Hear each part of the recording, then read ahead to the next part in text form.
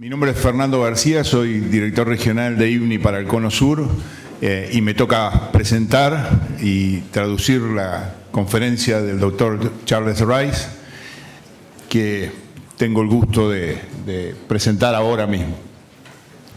El doctor Charles Rice, o Chuck, como lo conocemos todos, es profesor distinguido de la Universidad del Estado de Kansas, Kansas State University, donde es profesor de microbiología de suelos en el Departamento de Agronomía. Su formación académica es su grado en la Universidad del Norte de Illinois y su maestría y doctorado en la Universidad de Kentucky. Sus trabajos de doctorado fueron particularmente interesantes porque fue quien inició todos los estudios de desnitrificación en ese momento, en los inicios de la siembra directa, hace poquitos años. I won't translate this for you, don't worry. Ahora Chuck trabaja en todos los temas que hacen a carbono y nitrógeno del suelo, salud del suelo, ecología microbiana y particularmente en los últimos años en el impacto del cambio climático en ecosistemas agrícolas y en ecosistemas también de pasturas. Trabaja particularmente de forma intensa con universidades e institutos agronómicos de Brasil y hasta la fecha ha sido consejero de 40 estudiantes graduados y de 10 postdoctorados. En su carrera profesional, Chuck ha sido presidente de la Sociedad Americana de la Ciencia del Suelo en el año 2011 y participó en el panel intergubernamental, el IPCC más fácil, de cambio climático, donde como miembro del panel recibió, como todo el grupo, el premio Nobel. What year was Nobel Prize? Nobel, 2007. En el 2007. Es fellow de la Sociedad Americana de la Ciencia del Suelo, de la Sociedad Americana de Agronomía y de la Sociedad Americana de Ciencias.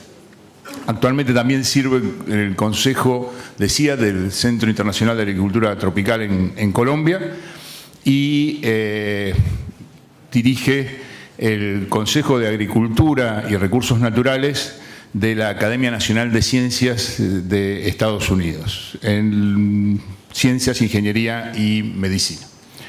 Así que con eso lo que vamos a ir haciendo es, Chuck va a ir presentando el tema de cambio climático y suelos, amenazas y oportunidades.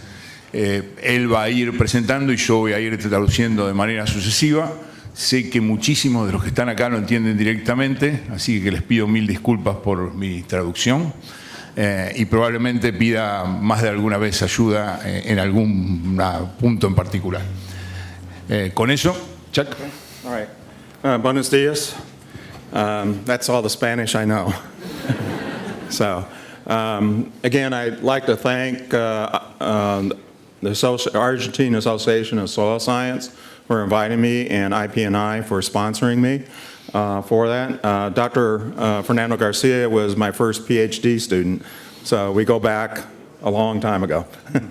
So. Bueno, Chuck de la parte esa de Buenos Días dice que es lo único que sabe de español. No le crean, sabe bastante más que eso. Y bueno, quiero agradecer a los organizadores y a la Asociación Argentina de la Ciencia del Suelo por la invitación a presentar la conferencia. Okay. So I've been asked to talk a little bit about climate change and soils, and the subtitles is Challenges and Opportunities.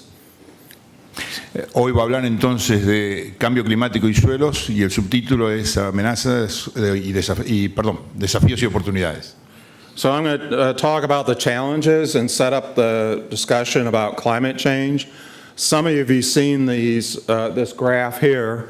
These are the projections for the change in climate and for temperature and precipitation by the end of the century.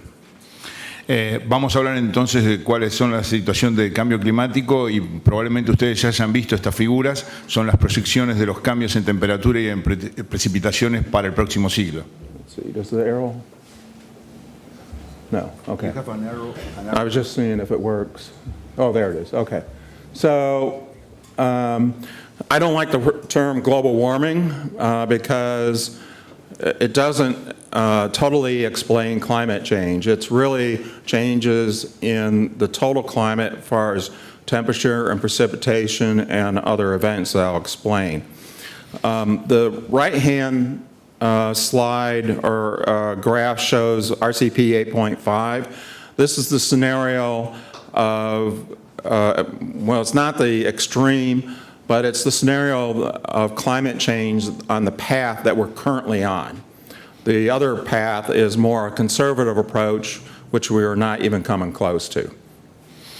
Ok, yo voy a hablar o vamos a presentar estas proyecciones.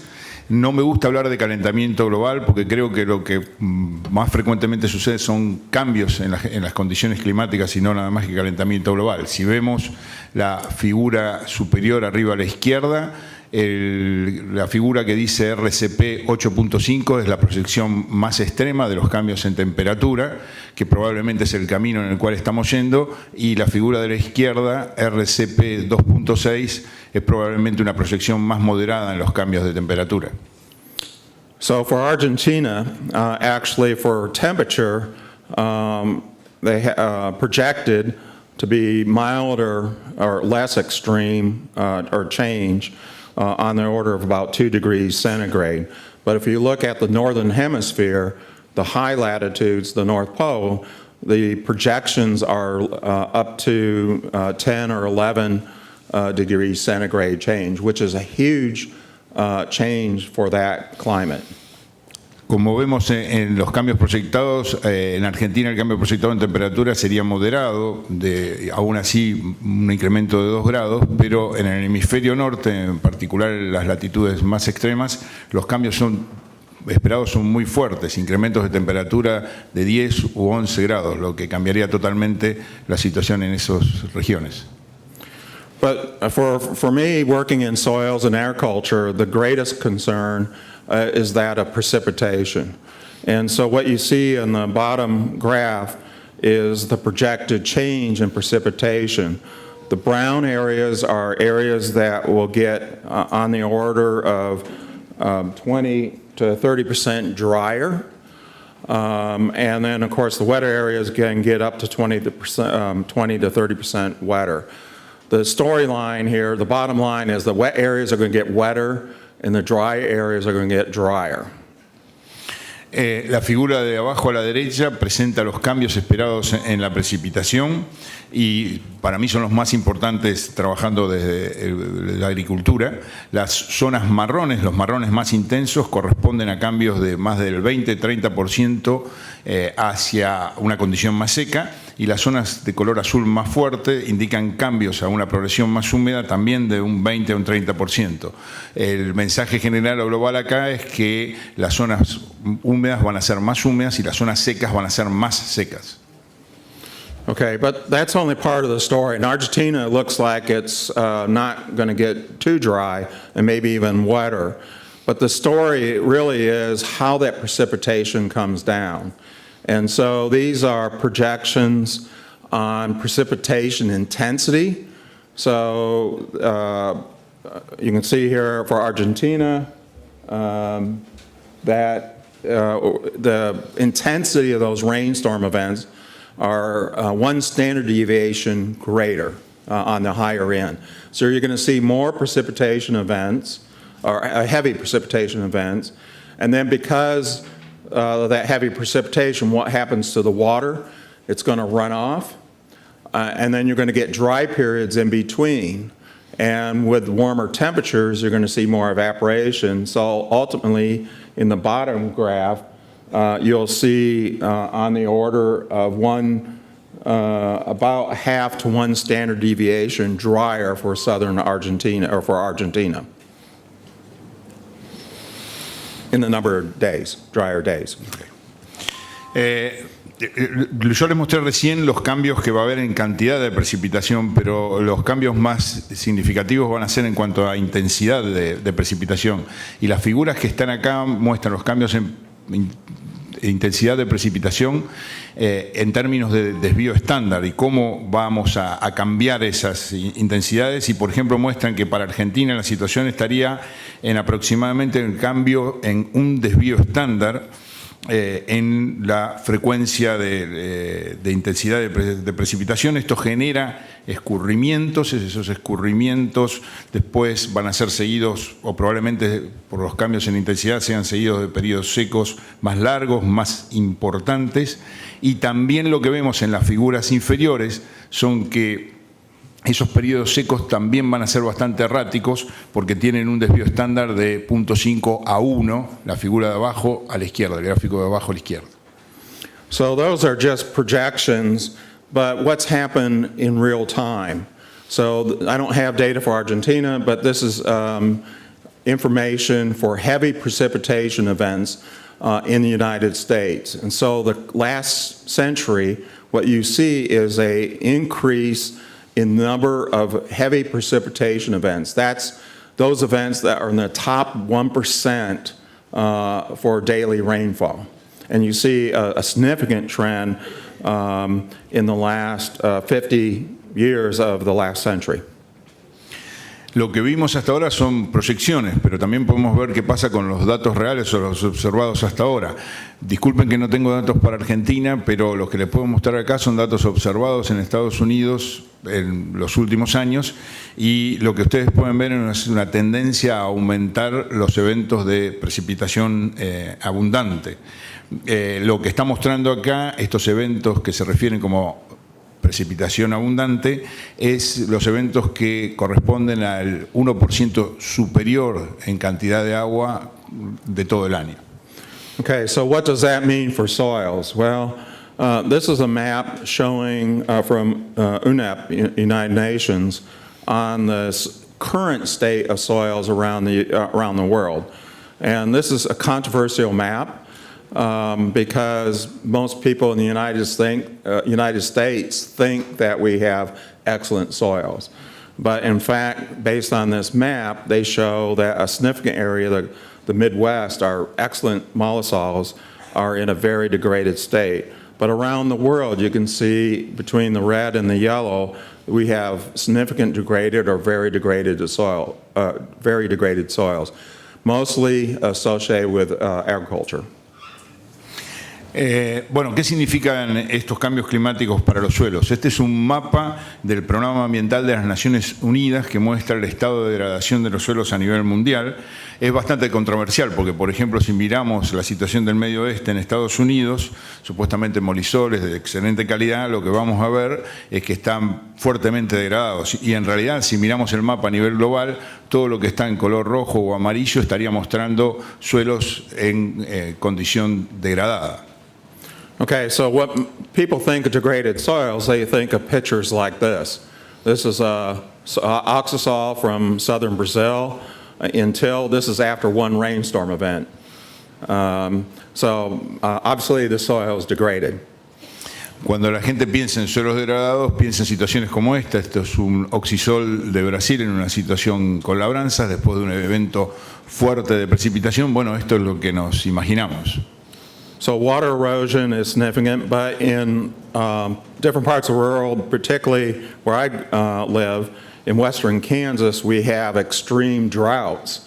And this was the case in 2012, where we had 3 years of extreme drought. And even with the best management practices here, with no-till or conservation, if you aren't producing plants, residue, you can't protect that soil. Bueno, las fotos anteriores son lo que nos imaginamos de manera general que puede suceder en algunos países, pero por ejemplo también en el estado que yo trabajo, en el oeste de Kansas, se pueden dar estas condiciones. Esto es fotos del año 2012, después de 3 años de eventos de sequía continua, y si no protegemos ese suelo generando algún tipo de cobertura, cosa que no sucedió aún trabajando con las mejores prácticas de manejo, muy probablemente lo estemos degradando. So we end up with situations like this. If you know anything about U.S. history and the Dust Bowl in the 1930s, this would have been a perfect picture from the 1930s. But this was 2012 in Wichita, Kansas. Except for the modern cars there, a Porsche or Corvette, I don't know, you would think that this was from the 1930s. Ok. Y esto puede terminar en situaciones como esta. Estas son fotos también del año 2012. Cualquiera podría pensar que es un evento como el que pasó en... ¿Cómo era el Dust Bowl? Sí, pero el Dust Bowl... 1930s? Bueno, como el Dust Bowl, acá me traduce Flavio. Sí, tormenta de polvo, no, pues le damos un nombre, algún suelero de erosión debe saber. Bueno, en las tormentas de la década del 30, que generaron eventos erosivos muy fuertes, bueno, se podía ver esto, obviamente esto no es del 30, esto es del 2012, y es la misma situación que se vivió allá en el Dust Bowl de los 30. Okay, but I think from that soil degradation map, what's missing is really this situation. This is from Argentina as an example where the loss of organic matter from our cultivated soils.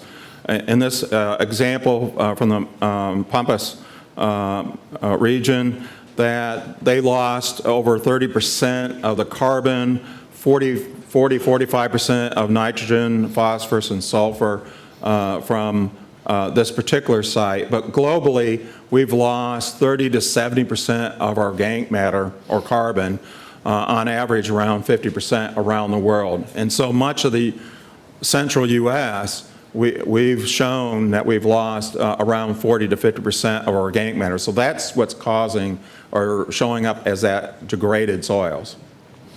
En realidad esos son los resultados, pero muchas veces lo que no vemos son situaciones como puede mostrar este ejemplo de la región pampeana argentina, en el cual se ve que hay pérdidas de carbono superiores a 30 y de otros nutrientes incluso superiores al 40%. A nivel mundial sabemos que se ha perdido entre un 30 y un 70% del total de materia orgánica, probablemente en un promedio de alrededor del 50%. Esto no es diferente de lo que nos pasa a nosotros en el centro de Estados Unidos, donde se estima que las pérdidas de materia orgánica fueron del 40 al 50%. Okay, so that's all the bad news. All right, so I'm going to look now, what are the opportunities for soils to help adapt and mitigate climate change? Estas son las malas noticias. Ahora lo que tenemos que ver es cuáles son las oportunidades para los suelos en la adopción y la mitigación al cambio climático. Okay, so this is where I live.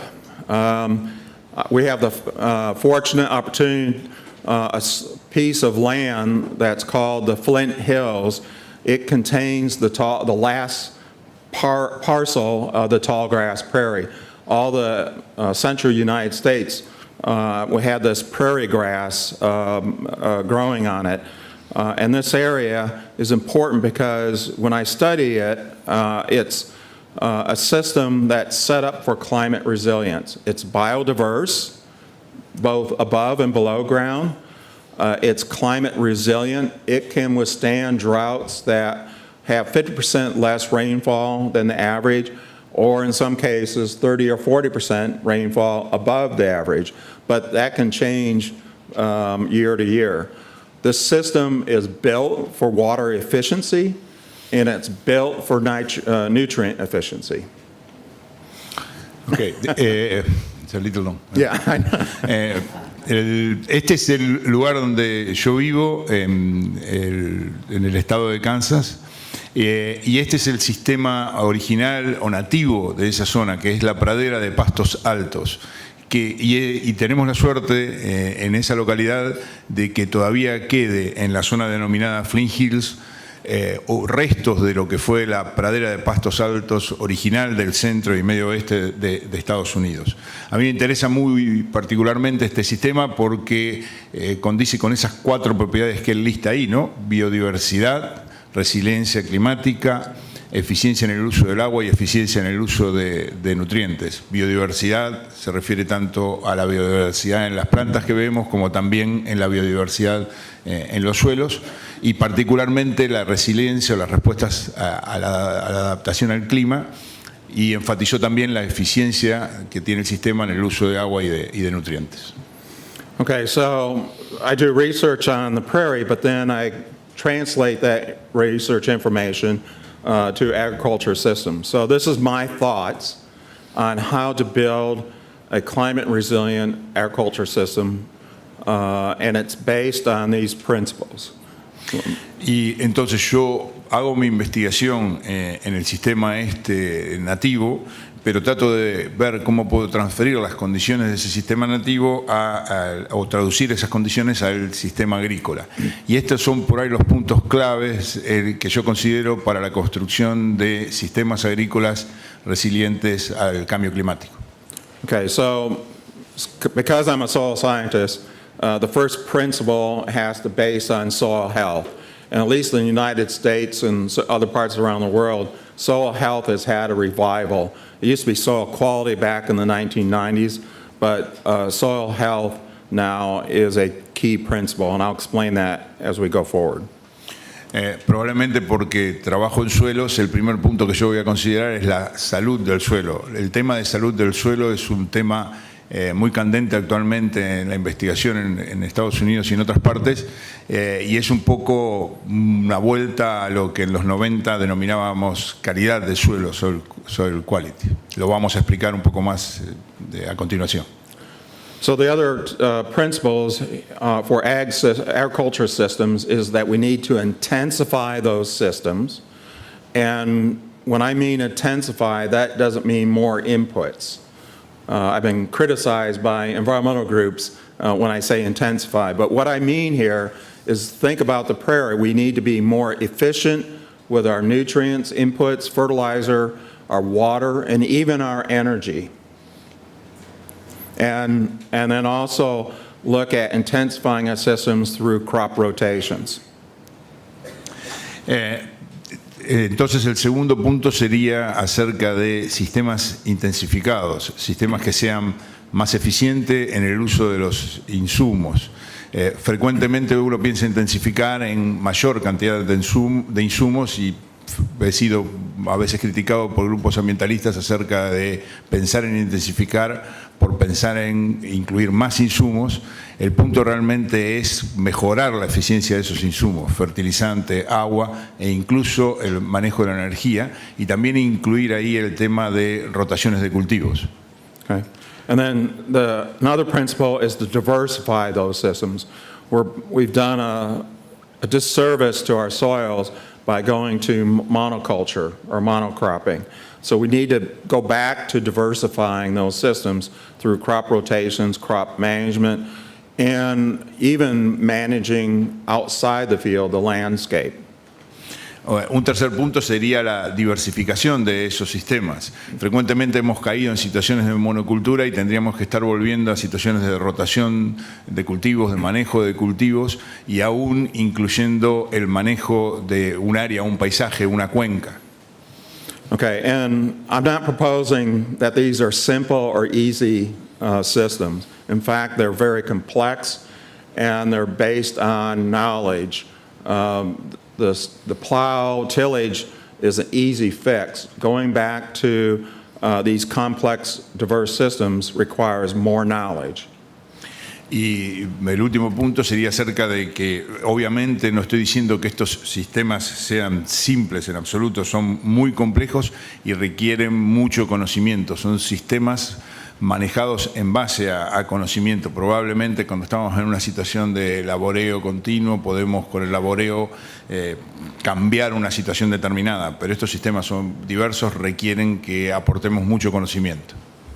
Okay, so my starting point in these intense, diverse systems with the idea of soil health is with conservation ag or no-till. Now I know no-till doesn't work everywhere, but it's my starting point because there's evidence that no-till agriculture systems will restore carbon, and I'll give some examples of that.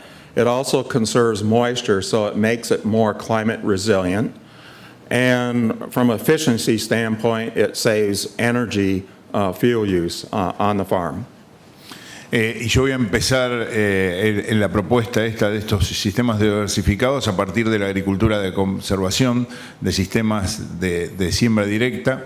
Sabemos que siembra directa no funciona en todas las regiones, pero es un inicio, un principio de manejar estos sistemas intensificados basados en conocimiento. Sabemos que la siembra directa mejora la condición de carbono del suelo, conserva la humedad, ahorra energía, y bueno, vamos a ir tratando de ir hablando de estos puntos.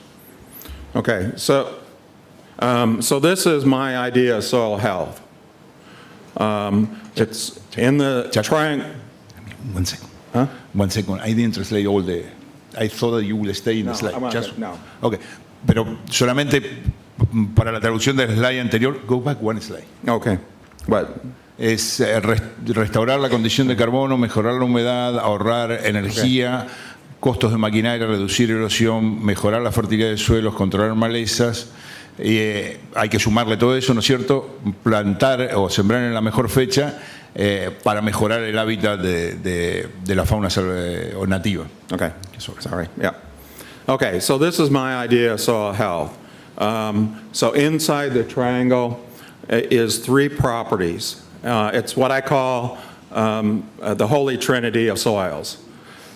Okay, it includes soil carbon, some aspect of soil structure, and some aspect of microbial activity or diversity or composition. When I ask my students, or I get asked, if there's one thing in soils that if I could only measure one thing, what would it be from soil health?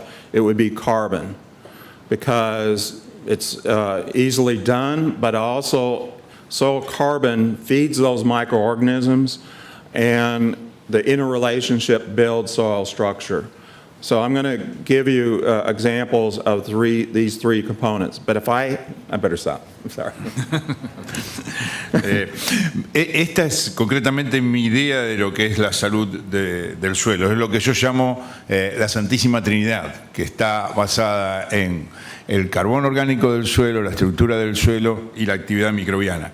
Y frecuentemente, si me preguntan si tengo que medir solo una propiedad para hablar de lo que es la salud del suelo, yo elegiría el carbono, porque el carbono está directamente vinculado con esa actividad microbiana que a su vez va a construir la estructura del suelo. Okay. But if I have those 3 components, then for that soil system, then I'm going to have better infiltration. So I'm going to have less erosion. I'm going to conserve that water in the soil during those heavy precipitation events. I have structure, so I have better rooting habit. So the roots are going to explore the water in the soil better. And for nutrients as well, the organic matter is going to hold those nutrients.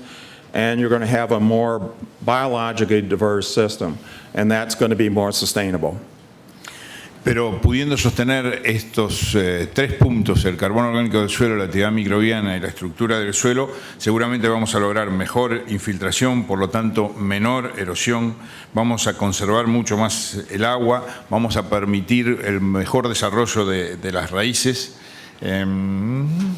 y con eso vamos a lograr también ser mucho más eficientes en el uso de los nutrientes del suelo, y en definitiva vamos a proveer para la biodiversidad de ese suelo. Okay, so just an example now of those different components. So if we look at carbon, this is a set of experiments that we started in 1990 in the U.S., in Kansas, at Kansas State. Looking at the accumulation of carbon in the top 30 centimeters of the profile. And we started in 1990, we got measurements in 92 up to 2007, and actually we're continuing that experiment today, or last week we just did the treatment, so 29th year of this experiment. What we're seeing is a linear increase in carbon with no-till, with synthetic or mineral fertilizer as a nitrogen source. Bueno, entonces para mostrarles un poco el ejemplo de lo que puede suceder con el carbono del suelo, estos son datos de un experimento que empezamos en 1990 y que continúa hasta el día de hoy en Kansas, cerca de nuestra universidad, midiendo el carbono del suelo en los primeros 30 centímetros. Se hicieron mediciones desde a partir del año 92 y con mayor frecuencia ya por el año 2002. Y lo que vemos es un incremento lineal de la cantidad de carbono orgánico del suelo a través del tiempo con siembra directa. Okay. So we also had a treatment where we were using manure or compost as a nitrogen source. And this is really interesting. It's a whole nother talk. But what I wanted to illustrate here is that up until 2002, we were putting on fresh manure. And then in 2003, we started putting on compost material.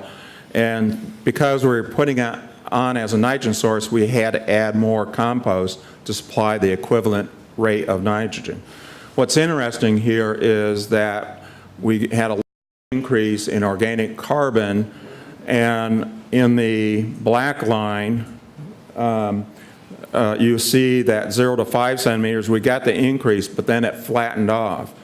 But after, when it started to equilibrate, then the 5 to 15 centimeter depth, which is the red line, started to increase. So we had carbon accumulation in the top 5 centimeters, that saturated, and then we started accumulating carbon in the next layer, which is kind of interesting because the question is, what is the capacity for this soil to store carbon? If you were measuring the top 5 centimeters, you say it was saturated and done. What we're seeing now is carbon is accumulating in the next layer and projected to increase for another 75 or 100 years. It's a lot of material. I will synthesize.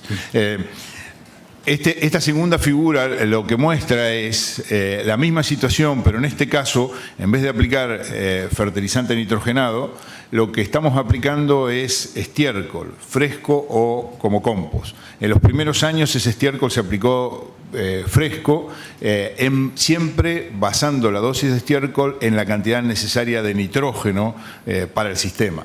Entonces lo que vamos a ver es un incremento, y si en particular nos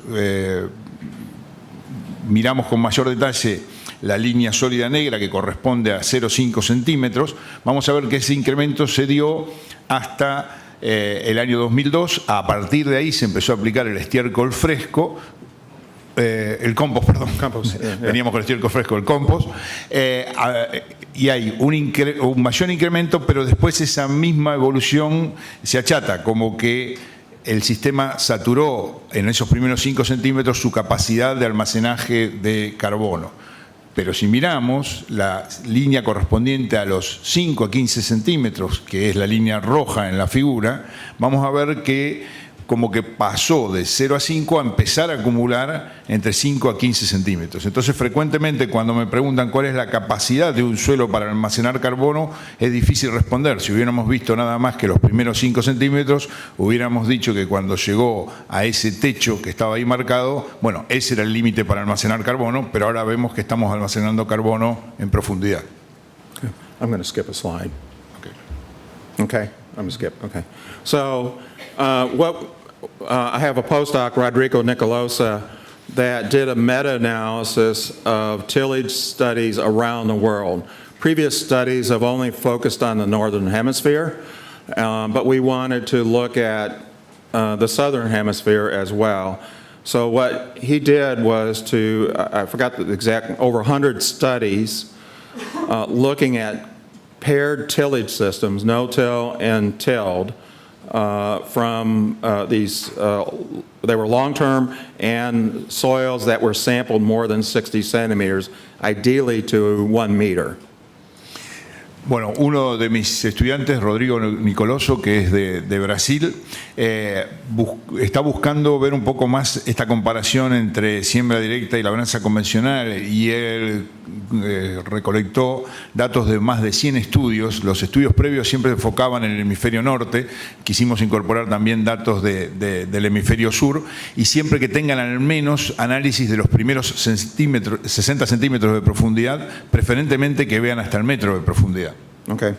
So what he found was if you take all those 100 studies and he compared, well, he did temporal studies, so comparing conventional till from 2 points in time, from a baseline to X number of years later, and then a no-till from when the experiment started to a later point in time. And what he saw down to, this is down to 100 centimeters, was that the conventional till actually gained some carbon in the top 15 centimeters, but no-till gained more. And that's presumably due to better crop varieties, better fertility conditions, because remember, this is a global analysis. But after 30 centimeters, what you see is the conventional till lost carbon compared to the baseline. But even the no-till, it had a gain in carbon down to 60 centimeters, but below 60 centimeters, we lost carbon as well. Estos son los resultados de lo que está evaluando Rodrigo, y lo que en realidad muestra esta figura es la diferencia promedio entre la situación luego de años de evaluación de siembra directa o labranza convencional, esos cambios respecto a la línea de base, cuando empezó ese ensayo o esa evaluación que se hizo. Lo que vamos viendo ahí es que hay ganancias de carbono en los horizontes o las capas superiores, en los dos sistemas, mayores en siembra directa, y a medida que vamos en profundidad esos cambios son menores, incluso debajo de 30 centímetros en la situación con labranzas ya está por debajo de lo que era la situación inicial, mostrando una pérdida de carbono. Esa pérdida también un poco más en profundidad se da aún debajo de 60 centímetros en los sistemas de siembra directa. Okay, but this next slide is really telling. This is a key slide, and this is submitted for publication. But if you compare the top meter of soil, the no-till is slightly better than conventional till.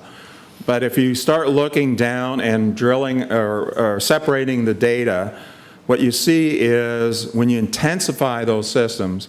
So the first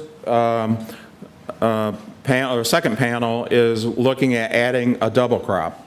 So if the single crop no-till is the same as conventional till, but then when you double crop, the conventional till gains carbon compared to the baseline, that zero line, but the no-till has even more carbon than the conventional till.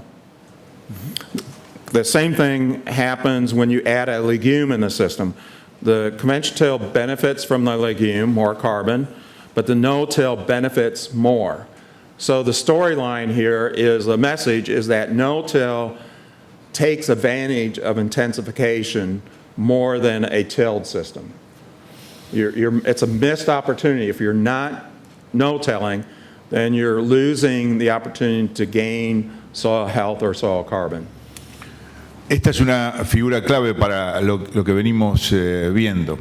Si ustedes ven en esta figura, estos son los cambios que había en los stocks de carbono orgánico del suelo, en este caso hasta el metro de profundidad. En la parte superior lo que vemos son las diferencias entre siembra directa y labranza convencional, y esas diferencias son pequeñas. Pero lo más interesante en realidad está abajo, y lo que vemos ahí es que, por ejemplo, en el grupo de datos que está en el centro de la figura, se compara para labranza convencional o para siembra directa la situación de un cultivo por año o de un doble cultivo por año, y ahí está el valor de ver o mirar más dentro de este grupo de datos. Lo que podemos ver ahí es que la diferencia cuando se hace doble cultivo es más favorable para siembra directa sobre labranza convencional que si tomábamos o mirábamos todos los datos agrupados en una sola población.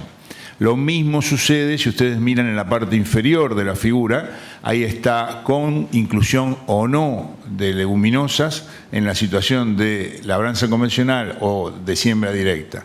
Lo que más valioso que para nosotros muestra esta figura es que con siembra directa aprovechamos mucho mejor la intensificación y Por el contrario también, la ventaja de siembra directa es mucho mayor si intensificamos el sistema de producción.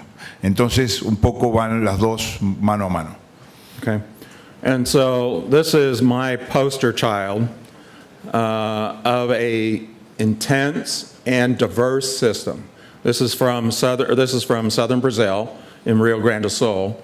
But it's an example where you have wheat, double crop soy, with the cover crops of oats, another full season crop of soybeans, and then a cover crop. This shows oats, but it could be vetch or some legume in that system, and then maize. So there's 4 crops in 3 years. It's continuous cover. The soil is not exposed. All that root material and plant material is feeding those microbes and building carbon in that system. Esta es mi lámina favorita para mostrar estos sistemas de cultivo diversificados e intensificados. Esto es del sur de Brasil y lo que está mostrando es una secuencia de cultivos que empieza con un trigo, si continúa con una soja, un cultivo de cobertura que puede ser avena, otro cultivo de soja, otro cultivo de cobertura que puede ser avena o una leguminosa como por ejemplo vicia, y está terminando ahí con un maíz, es decir, 4 cultivos en el término de 3 años. Esto lo que provee es cobertura continua para esos suelos y diversidad tanto en cultivos como en los microorganismos del suelo. And then for the producers, what they think of this system, they don't think it as a single crop. They think it as multiple crops. And so they might put their fertilizer on for corn, they might put it on for the cover crop to keep it in a biological form and keep it from leaching out. So they think it systematically instead of a single crop. Los productores que manejan estos sistemas no ven un cultivo por sí solo o individualmente, sino que ven un sistema de múltiples cultivos y, por ejemplo, pueden llegar a manejar la aplicación de un fertilizante para el maíz que sigue en el cultivo de cobertura previa, lo que permite mantener los nutrientes en una fracción biológica y no expuestos a pérdidas. Okay, I'm going to skip some. Okay. So that's the carbon story of the soil health trinity. What about microbial activity and structure? So I'm going to talk about these two together because they are related. So if we look at a no-till system, is this working? Yeah. Okay. So if we drill down through the litter, what you see is the residue there, and then that white stuff is not roots. It's permeated by fungal hyphae that's just covering that soil surface. And that fungal hyphae is holding that soil together against erosion. Ok, lo que vimos hasta ahora fue un poco mi visión acerca de lo del carbono del suelo. Ahora nos faltarían los otros 2 componentes de esta santísima trinidad, que serían la actividad microbiana y la estructura del suelo. Y bueno, lo que ustedes están viendo o vieron en esta diapositiva es cómo vamos viendo el suelo, cómo se va desarrollando el suelo en esos sistemas intensificados y diversificados. Lo que ustedes ven ahí como en esas formas blancas o en esos mohos blancos son en realidad hifas de hongos que están proliferando en ese suelo. Okay, and that fungal hyphae then is helping to build soil structure. And this is a diagram from Julie Jastrow showing that the fungal hyphae, the black lines, are permeating that soil particles together, holding it together by physical attraction, also by chemical glygomelin and other polysaccharides that are holding that aggregate together. Inside that aggregate is this green stuff is organic matter, and that's protected from decomposition. So some of the gains we see in carbon in no-till systems is due to that carbon organic matter trapped inside those aggregates. Bueno, esas cifras de hongos que veíamos antes son las que van a generar o resultar en la formación de agregados estables.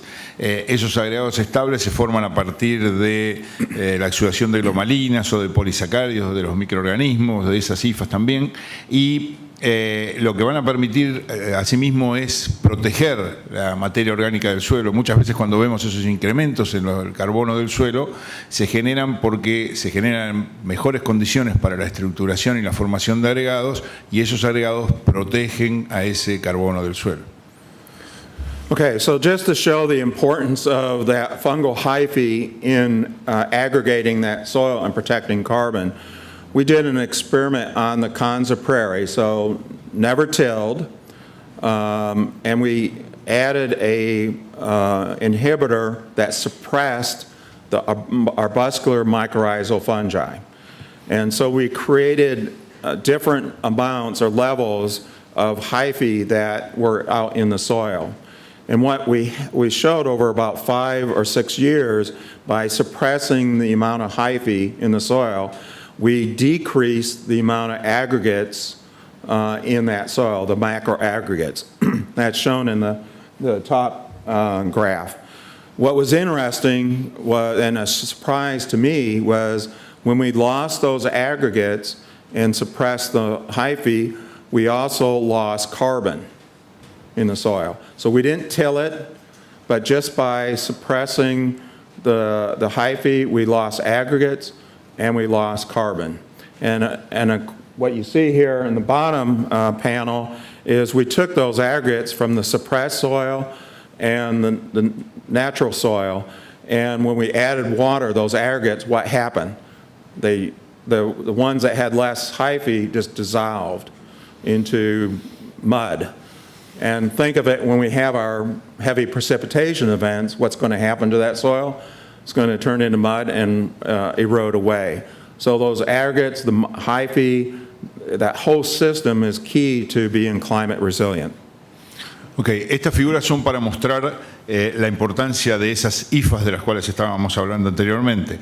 Estos son trabajos que hicimos en la pradera de Pastos Altos, es decir, obviamente nunca trabajada, nunca labrada, para ver la importancia de la producción de esas IFAs de esos hongos en realidad.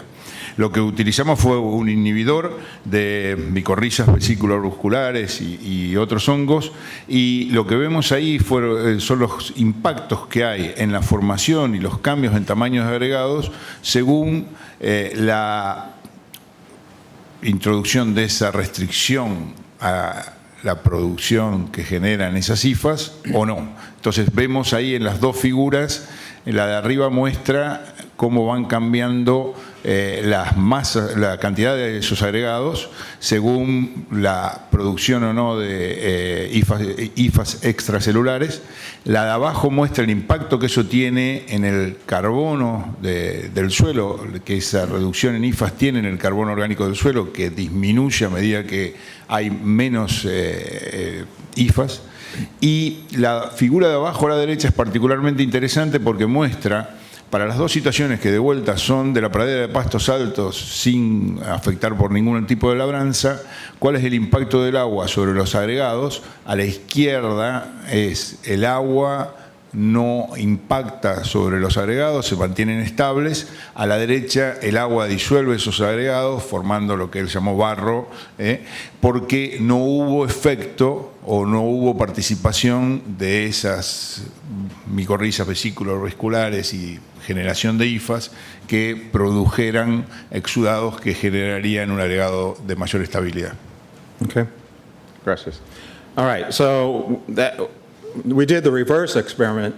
We started an experiment where we've been highly degraded soils, and we replanted them back to a conventional tilled sorghum, a no-till sorghum, and then back to native grass, big blue stem, and those pictures are shown there. Hicimos una experiencia por la contraria, es decir, partir de un suelo muy degradado y en ese suelo introdujimos entonces un cultivo de sorgo con labranza, un cultivo de sorgo con labranza cero y una situación de tratar de volver a la situación original de la pradera de pastos altos. Okay, so we looked at the aggregates. These are the macro aggregates greater than 2,000 microns in size. So in the soil that was degraded, there was only 1%, 1.5% macro aggregates at our start. After 6 years, and we're continuing this experiment, is now that the tilled sorghum has 8% macro aggregates, and that's staying fairly flat up till 2014.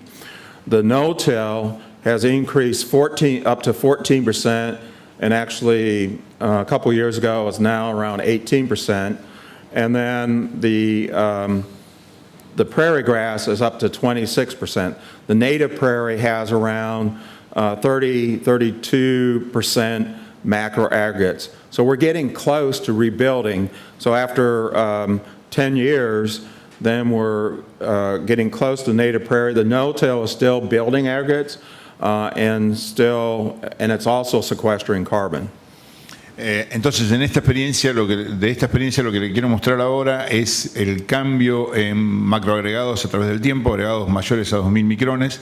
Cuando empezamos en la condición del suelo degradado en el 2004, había un 1.5% de estos macroagregados. Si ustedes ven ahí la evolución en la línea inferior de la situación con labranza, en la línea intermedia punteada la situación de siembra directa y en la línea superior esa vuelta a la pastura, el pastizal de pastos altos. Bueno, entonces ahí lo que vemos es que en el 2010 de 1.5, con labranza llegó al 8%, con labranza cero, siembra directa al 14%, y ya la condición de vuelta a la pastura original estaba en el 26% de esos macroagregados. Estamos siguiendo con estos ensayos y en el 2014 esos valores, en el caso de labranza seguían en un 8%, en el caso de siembra directa había aumentado aún más a 18%, y en el caso de volver a la condición original nativa estaba en el 32% de macroagregados.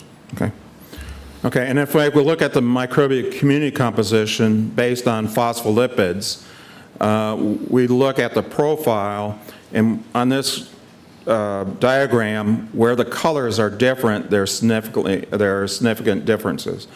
What you see here, the main message is that the no-till and the prairie look very similar. The fungi, they're the same. Where you till, they're decreased. But even other components of the microbial community, based on phospholipids, the no-till and the prairie are more similar. So if we go back to my starting point, looking at the prairie, the no-till looks more like the prairie than a tilled system.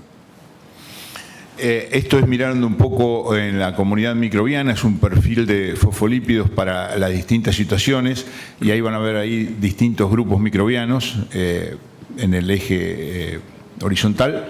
Los colores, cuando son distintos, indican diferencias significativas entre los distintos tratamientos, que serían, les repito, sorgo con labranza, sorgo sin labranza, o el retorno a la pradera original. Y lo que vemos en general como tendencia es que la situación de no labranza es la que más se acerca a la condición que sería volver a la situación pristina. Okay, let's skip a slide. Okay, so again, going back to the Holy Trinity here, what I've tried to do, try to show you, based on soil health, carbon, soil structure, microbial activity, they're interrelated, and they are key to providing that soil to be resilient to climate change. Entonces, un poco para sintetizar y volviendo otra vez a esta santísima trinidad de carbono, actividad microbiana y estructura del suelo, lo que vemos es que estas tres propiedades son claves para mantener un suelo que sea resiliente a la condición de cambio climático, al impacto de cambio climático. Okay, I'm just going to briefly go through some other technologies. Soil health is a starting point, but there's other technologies to look at intensifying and diversifying these systems. Hablamos hasta ahora de salud del suelo, pero ahora vamos a ir a listar muy brevemente algunas otras tecnologías que son importantes para estos sistemas intensificados y diversificados. Okay, so we're looking at technologies that relate to plant breeding, crop selection, and of course the microbiome. Estamos hablando de tecnologías relacionadas a el mejoramiento genético, la selección de cultivos y el microbioma. Okay, so plant breeding and crop selection, we need to develop plant varieties, crop varieties that are more drought tolerant, more resistant to heat stress, with higher nitrogen use efficiencies. We need to have the plant breeders working with the agronomists develop these intense, diverse systems. In addition, we need to think of working with the breeders instead of a monoculture, same crop year after year. Think about how you put this into a rotation system. And then the third point is we have very little effort in crop or in breeding for cover crops. Cover crops is kind of the orphan plant, and we're not putting as much effort to breed. If we put all the effort, even 30% of the effort we do in maize and soy into cover crops and ask for certain characteristics, we could have immense benefits with the use of cover crops. En lo que hace a mejoramiento de cultivos y selección de cultivos, necesitamos desarrollar variedades de cultivos que sean tolerantes a la sequía, mucho más resistentes al estrés por calor y con altas eficiencias de uso de nitrógeno. Necesitamos que los mejoradores trabajen junto con los agrónomos en el desarrollo de nuevas variedades híbridos que se adapten a sistemas de rotaciones y no solamente a la condición del cultivo individual. Y hay un punto esencial en esto, que es el tema de los cultivos de cobertura. Parece ser el cultivo huérfano cuando hablamos de mejoramiento genético. Sería muy importante que le dediquemos alguna parte de todo lo mucho que le dedicamos al mejoramiento de maíz y soja, al mejoramiento de esos cultivos de cobertura. The other aspect of breeding is that we need to also start looking at below ground traits, root systems. Can we design root systems that are more prolific, deeper rooting that's going to supply carbon at deeper depths, extract water in a greater volume of soil, or extract nutrients in a greater volume of soil? So we need to have the plant breeders to work with soil scientists, microbiologists. También necesitamos que el mejoramiento le dedique bastante a lo que son los sistemas de raíces, es decir, básicamente sistemas en los cuales podamos profundizar para ser más capaces de utilizar eficientemente el agua, utilizar más eficientemente los nutrientes, tener una mayor capacidad de almacenaje de carbono a través de esas raíces en los suelos. Y para eso necesitamos que los mejoradores trabajen con los científicos del suelo en mejorar esos sistemas radicales. So this was, I borrowed this material from a report that came from the World Economic Forum in January, and it was amazing because it really relates to things that we do. What they said, that we need to have advances in science for agriculture. We need to employ the next generation biotechnologies and genetics. From a microbiologist, soil microbiologist, they said, not me, that biologically based crop additives and micronutrients could help reduce and possibly replace chemicals while improving soil quality. Quiero ver ahora o revisar un poco algunos posibles avances a nivel científico y he tomado esto básicamente de un reporte del Foro Económico Mundial de enero de este año.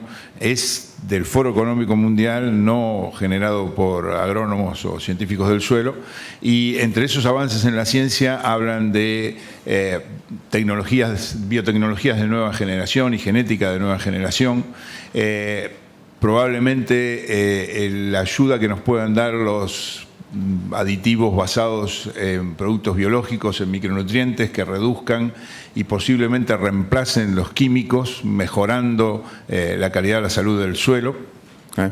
And just as an aside, in this report, they looked at robotics, replacing the physical labor with autonomous and near autonomous vehicles to do a lot of the work out in the field.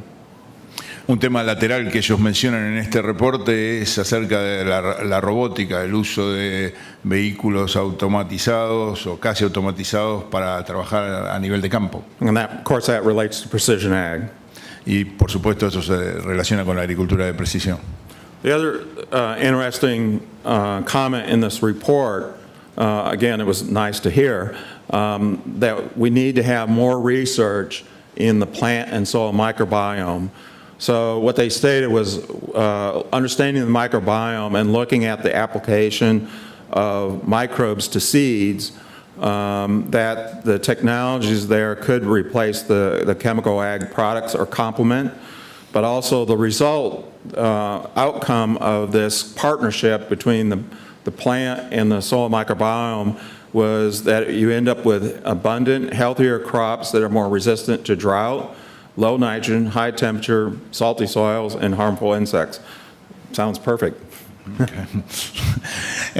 Un punto que ellos remarcan es acerca de el microbioma de las plantas y de los suelos, el potencial que tienen para cambiar la agricultura moderna, y pensando en aplicar estos productos directamente con las semillas o las plantas mismas, estas tecnologías pueden complementar o aún reemplazar los productos químicos. Y los resultados pueden ser realmente impresionantes, cultivos más saludables, que tengan más resistencia a sequías, a baja disponibilidad de nitrógeno, altas temperaturas, suelos salinos y aún a insectos dañinos. Okay, so for the students out there, this is an opportunity for new research. You're going to be the generation that's going to be doing this research for the future of ag. Para los estudiantes que están presentes aquí hoy, esta es una enorme oportunidad para nuevas investigaciones. Ustedes van a ser los que realmente las lleven adelante. So the last several months I've been involved in some high technology workshops, and there's a great interest from those outside of ag to develop sensors so we could manage water. We can manage nutrients. We can detect where the roots are happening for insect and disease control. That's going to allow us for better precision of agriculture, the technologies of artificial intelligence, data. We're going to have so much data, we don't know how to store it, how to analyze it, and how to manage it. And that's going to be really critical for the future of ag. En los últimos meses estuve involucrado en varias reuniones acerca de lo que serían las nuevas tecnologías y hay varias que quisiera acá rescatar: los sensores para el manejo de agua, cómo crece una raíz, obviamente el manejo de fertilizantes, la protección de cultivos, de insectos, enfermedades o malezas, todo lo que, bueno, ahí menciona agricultura de precisión, robótica, inteligencia artificial y en particular el énfasis en cuanto a datos. Vamos a tener una cantidad enorme de datos que tenemos que saber cómo almacenarlos, cómo manejarlos y cómo analizarlos. And just as a reminder, that what I've been talking about is managing the field, but really we have to manage the landscape because we're not going to have zero runoff. We're going to have, or zero erosion. That's still going to happen. So we have to figure out how to manage the landscape in order to capture losses of chemicals, nutrients, also to create habitat for beneficial insects for the ag systems. So we need to broaden outside the field and think about the landscape. Solo un recordatorio, estuvimos hablando por ahí de manejos puntuales o más específicos a un área, pero en realidad lo que estamos manejando es el paisaje o la cuenca. Es imposible que lleguemos a tener cero escurrimiento, cero erosión, pero tenemos que diseñar paisajes que busquen captar más nutrientes, que busquen generar nuevos hábitats para la fauna salvaje nativa. Okay. And as I mentioned near the beginning of this presentation, this is a knowledge-based system. It's complex. And so for those soil scientists out in the room, you're going to have to learn to work with others. Okay?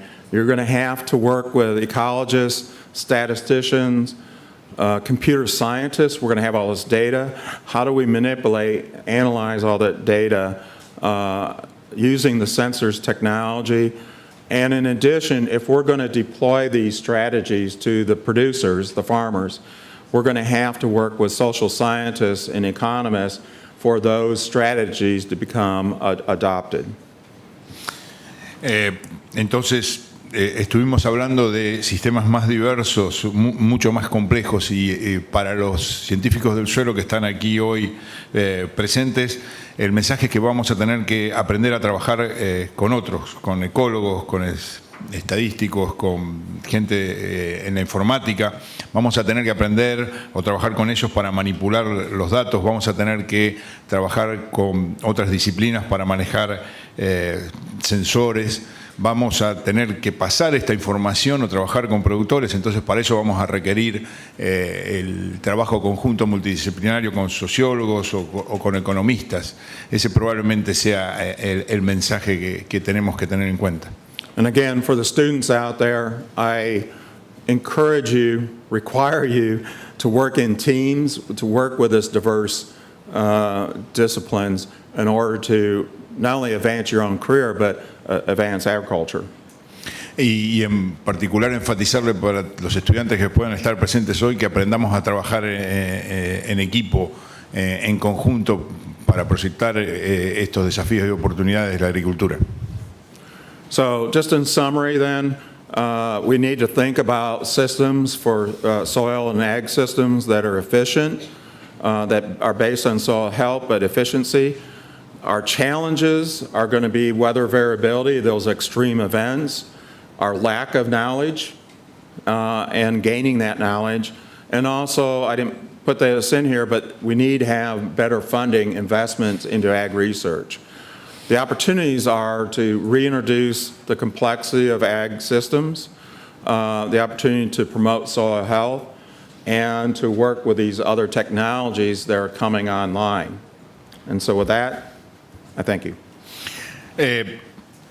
Entonces, como síntesis final, tenemos que recordar entonces que estamos trabajando en sistemas y queremos cuidar la salud de ese suelo, que vamos a estar trabajando en una condición de eventos extremos y que todos estos sistemas van a tener que estar fuertemente basados en el desarrollo que hagamos del conocimiento. Por ahí algo que no mencioné antes, pero que vale la pena remarcar acá, es que vamos a necesitar mucho mejor soporte desde el punto de vista financiero para las investigaciones y en definitiva esto nos va a brindar más oportunidades para reintroducir la complejidad en los sistemas de producción agrícola, tener en cuenta la salud del suelo y la incorporación de estas nuevas tecnologías. Con eso, muchas gracias.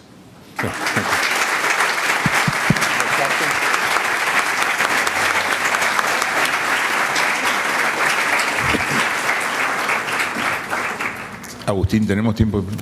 ¿Sí? Ahora comenzamos la ronda de preguntas.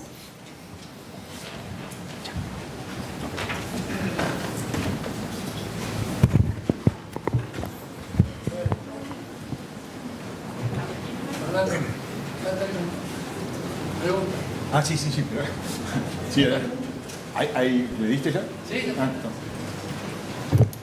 La pregunta va referida al efecto del sistema de labranza sobre el carbono del suelo. Varios metaanálisis previos, hasta 1 metro de profundidad, mostraron resultados muy distintos a los del metaanálisis de ellos, donde en superficie aumenta el contenido de carbono con siembra directa, pero en profundidad baja, y en todo el suelo ninguna diferencia. ¿A qué atribuye el contraste de resultados entre el metaanálisis de ellos y los varios previos que hay? Sure. Good question. So the previous meta-analyses only focused on generally North America, and what we've shown, what we've learned is that cool, wet, poorly drained soils benefit from tillage. Because what you're doing, if you look at Canada, Northern Europe, what they're doing, they're tilling the soil to evaporate the water and warming them up.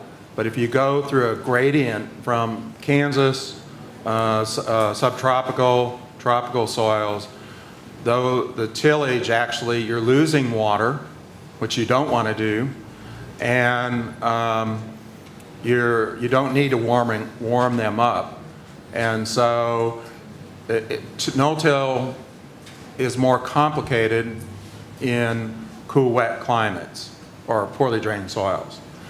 The other thing in the meta-analysis, do you want me? Ya. Okay. Gracias, es una muy buena pregunta y la respuesta sería que probablemente lo que vemos es que muchos de esos metaanálisis previos se basaron en datos del hemisferio norte, fundamentalmente con suelos fríos y muy húmedos, donde la labranza se impone fundamentalmente para evaporar el agua y lo que nosotros tratamos de hacer fue de incorporar otras situaciones.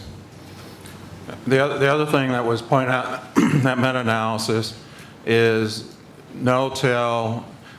A lot of early experiments was just planting seed with no-till, but they weren't changing the system. What I tried to show is that no-till takes advantage of more complexity. By double cropping, you're less likely to double crop in a tilled system than in no-till. And by adding a double crop in there, by adding legumes, cover crops, you take advantage of that less tillage and allow for more crops, more roots, more diversity, more carbon input with cover crops. So that's why I said no-till is the missed opportunity if you don't intensify those systems. Muchos de las comparaciones anteriores se hicieron en sistemas en que simplemente se sembraba directamente y lo que nuestro trabajo pretende enfatizar es que no trabajar bajo siembra directa sería una oportunidad perdida cuando intensificamos los sistemas y que los efectos de siembra directa se multiplican si intensificamos y diversificamos esos sistemas, fundamentalmente. One more point on it? No, okay, go ahead. Okay. No, go ahead. Yeah. The other point in there, while they're getting another question, is that what Rodrigo did was look at, instead of comparing, he compared no-till versus conventional till, but he also compared tilled and no-till with time. And you get different answers if you look at a temporal change versus a pairwise comparison. And that's critical. Y otro punto es que en el trabajo de Rodrigo lo que él vio es la evolución a través del tiempo comparando siembra directa y labranza convencional y depende en qué momento uno se para en esa comparación punto a punto va a haber distintos resultados. Sí, en esas secuencias adecuadas que adoptaron, donde obtuvieron resultados positivos, quería consultarle en cuanto a la fertilización, si el balance fue neutro o fue negativo y qué fuente de nitrógeno utilizan y si consideran lo que exporta la soja también en ese balance.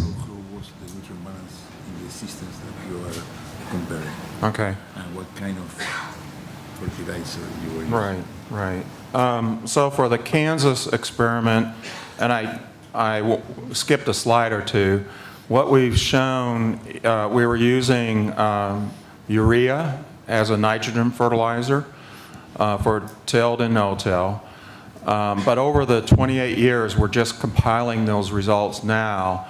And sorry, I took out a slide for time, but we're seeing, not only are we conserving carbon, but we're conserving nitrogen. So we're building organic nitrogen in that system with time. And that supports our other work where we saw less leaching and less denitrification in the no-till system than the tilled system. And I can explain that to you probably in the hallway. But we saw less losses of nitrogen in the no-till versus the tilled system. In the system with Brazil, the same thing is that we're seeing conservation of nutrients. I should go back. Well, we're seeing conservation of nutrients, nitrogen, but in our other studies, we're also seeing conservation of phosphorus, sulfur, well, those are the major ones in the no-till systems compared to the tilled. And what about the nutrient balances? Do you apply more or you remove? You try to... You're right. So nutrient balance. Our fertilization rate is the same for no-till and tilled systems in Kansas. We are just working on a new project as we build organic matter. Well, there's two things that could happen. One is if you have higher yields, you may need more nitrogen, but we're seeing the same amount of nitrogen is supporting higher yields with no-till. And as we build organic matter and organic nitrogen, we may have the opportunity to reduce our nitrogen fertilization in long-term no-till systems. North Dakota in the U.S. actually reduces their recommended nitrogen rate if they're more than 10 years of no-till.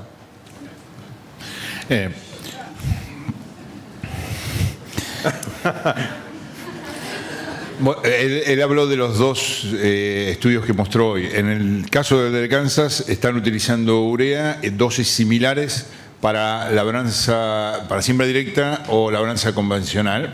Lo que ven, que remarcó también para el caso de Brasil, es que en las dos situaciones hay una ganancia no solo de carbono, sino también una ganancia de nitrógeno. Incluso en el sistema de Brasil hay una mayor protección y conservación no solamente de nitrógeno, sino también de fósforo y azufre en particular. Las dosis eran exactamente los mismos y el último comentario que él hacía es que incluso ven que podrían, a pesar de que logran mayores rendimientos en esa situación de siembra directa, podrían estar reduciendo las dosis porque hay una mayor conservación de nitrógeno orgánico. De hecho, como ejemplo mencionaba la situación de North Dakota, que la recomendación para sistemas de siembra directa es de menor dosis de nitrógeno que en los sistemas de labranza convencional. I couldn't. It was too long. Okay.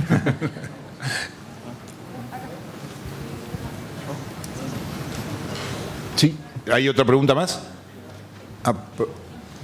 Muchas gracias por la presentación.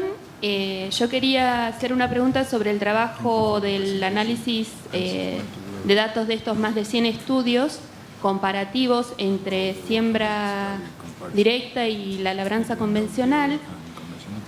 Si se tuvo en cuenta al analizar los datos, un poco cuáles han sido las tendencias climáticas de esos lugares que se utilizaron, para tratar de avanzar un poco más y poniéndole un ingrediente de lo que sería el impacto y la adaptación al cambio climático y la vulnerabilidad de estos distintos lugares que se han evaluado, para saber también un poco dónde están en ese rango que se mostraron para las distintas prácticas en cuanto a su potencial de incrementar la materia orgánica del suelo. And the question is that when you were analyzing that data, you were looking at the climate conditions, then that will provide better insight on where is the vulnerability of the and the change with climate change. Right. How it will change. The climate change or just the climate? No, how would be the adaptation of those systems to climate change. Right. So in the meta-analysis, one of the limitations of the meta-analysis is that when you have all the restrictions for requirements, you end up with limited analysis, say, for a certain climate and soil type. So we couldn't do stratification by soil type and climate in that meta-analysis. There wasn't enough studies. I wanted to do that, but the postdoc wasn't able to do that. We just need more experiments. As far as climate change, una restricción de los análisis de metadatos es que muchas veces no contamos con suficiente cantidad de información acerca, por ejemplo, del tipo de suelo, la condición climática. Entonces, si bien mi sugerencia era que abriéramos el análisis según tipo de suelo, según condición climática, Rodrigo no pudo hacer eso porque no contaba con suficiente cantidad de datos. But as far as climate change is concerned, we're doing analysis right now looking at crop yield variability, comparing no-till and conventional systems across, at least across Kansas or the Great Plains. And what we've shown, we're working on data right now, but the preliminary analysis is that the no-till systems in a drier environment tend to be have less variability. They tend to be more climate resilient for the reasons that I explained, get water capture, infiltration, and less evaporation. So we see less yield variability with with no-till or more soil health, more organic matter. Respecto a la condición climática, algo que justamente estamos haciendo ahora es ver cuál es la estabilidad de los rendimientos dentro de las condiciones de Kansas o en general de las planicies centrales de Estados Unidos, y lo que vemos es que con labranza cero, siembra directa, tenemos menos variabilidad, hay como una respuesta a una mayor resiliencia a las condiciones de, por ahí, menor disponibilidad de agua, que la que se observa en los sistemas con labranza, pero bueno, tenemos que seguir analizando más esa información. Okay. Si no hay ninguna pregunta más, lo dejaríamos acá, concluimos acá, y bueno, les agradecemos la participación a todos ustedes. Agustín, antes que terminemos. Hola.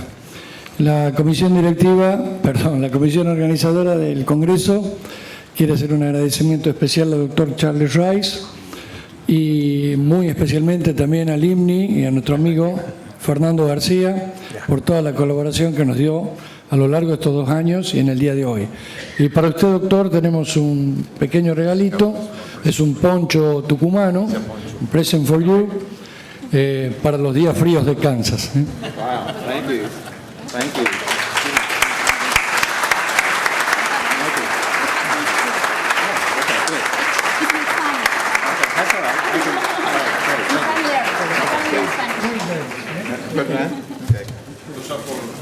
You want to put it on now? Yeah. Yeah. Oh, okay. Vamos a sacarnos la foto.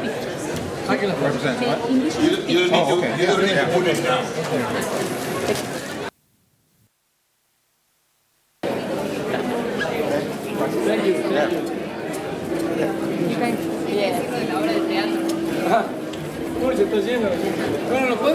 Hola.